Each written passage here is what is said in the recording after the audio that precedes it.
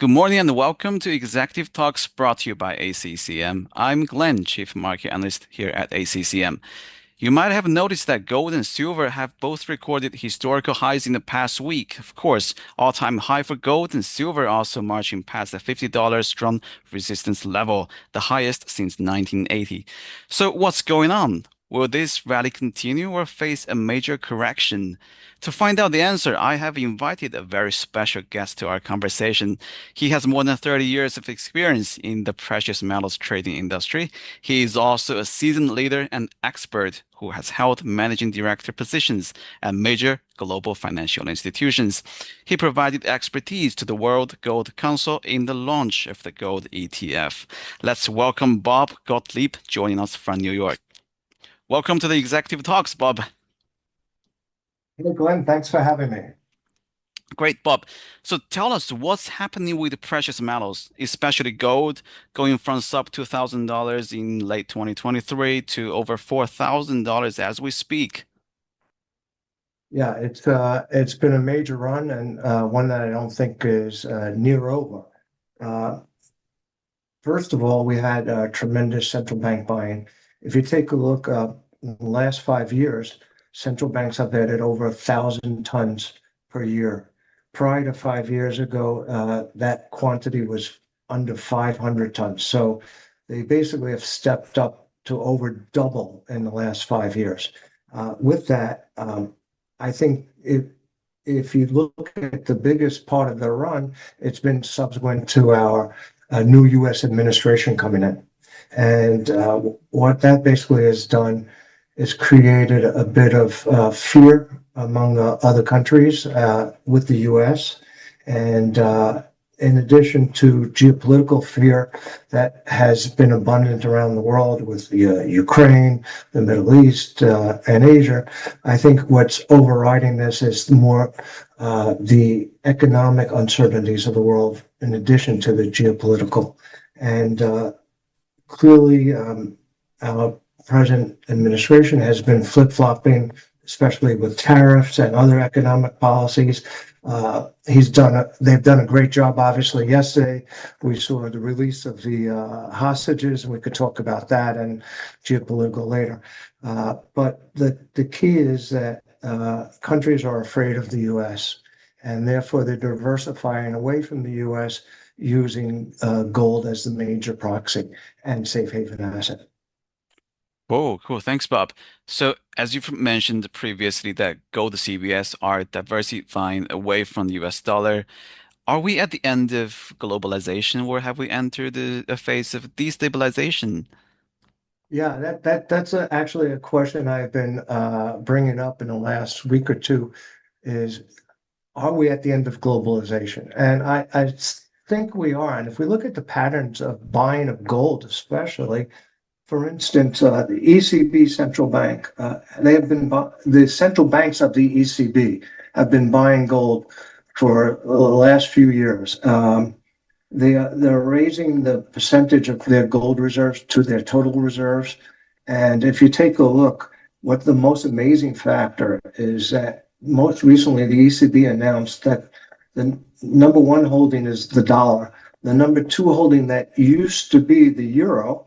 When you're talking about Euro central banks, the number two holding is gold, surpassing the euro. If that doesn't scream buy gold in today's world, what does? Very, very well said. That is screaming buying gold.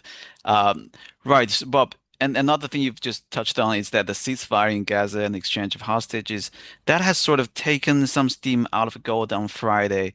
But silver is also showing more resilience after playing catch up with gold in the past 6 months or so. Do you expect a further divergence between the two precious metals?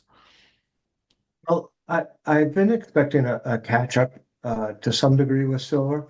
The difference between silver and gold, gold is a true safe haven asset. Obviously, used significantly in jewelry, but silver has just recently become a critical mineral on a 232 status and has a significant amount of industrial uses. In addition to that, silver supply demand situation silver has been running in a 5-year deficit, while gold is not in a deficit. So for those reasons, I believe that silver may, have it and is experiencing somewhat of this catch up. The other is when you look at FOMO, fear of missing out.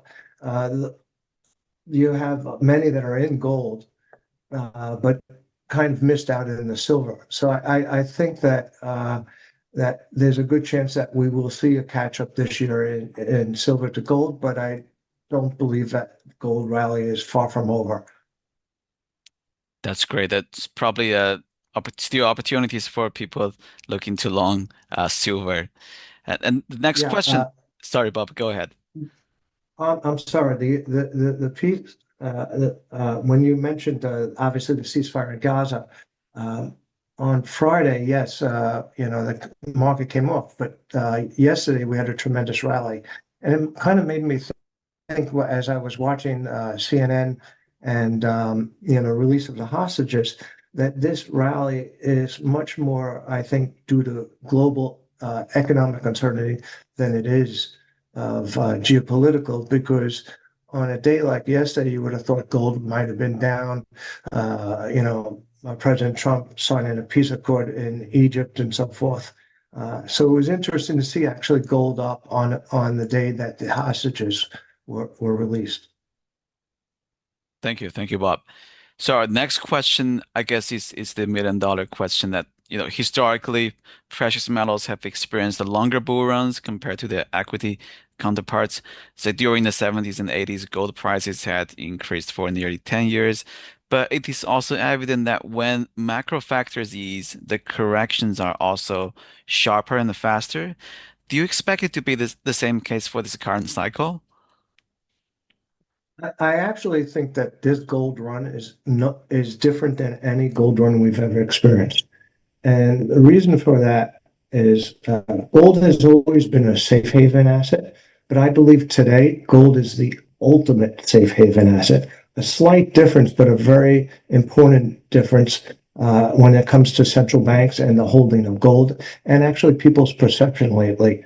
For instance, when the US dollar gets strong, gold traditionally used to go lower. But today, and if we look at the last year and a half rally, and initially gold US dollar interest rates went higher and the US dollar went higher. And as the dollar was going higher, China was coming in buying gold. Why they were buying gold? Against a hedge against their currency. And a lot of countries today that don't have uh, good financial assets to invest in will look to gold instead to hedge their currency when the dollar gets stronger. And when the dollar gets weaker, obviously central banks come in that are buying gold because it's cheaper in terms of dollars. So what one part of this rally is that it's different in the sense that when dollar gets stronger and when the dollar gets weaker, we see buying in gold. In addition to that, I think that we have concerted efforts around the world. We just discussed ECB, but also China and Asia.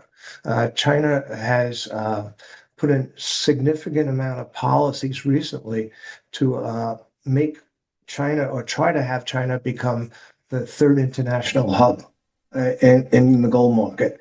In February, we saw China open up the possibility of the top 10 insurance companies to buy 1% of AUM in gold. The estimate of that was like $25 billion. In addition to that, we've seen them open up the SHFI domestically and the SGE exchange and open it to outside international players that were never allowed to play in the domestic market. We've seen them open up a vault in Hong Kong, looking to open up another vault.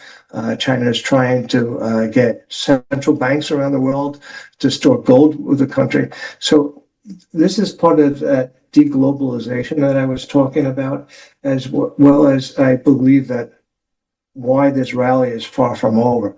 The World Gold Council did a central bank survey on what the intentions of central banks are and gold, 75% said they will be continuing to buy gold for the next 5 years.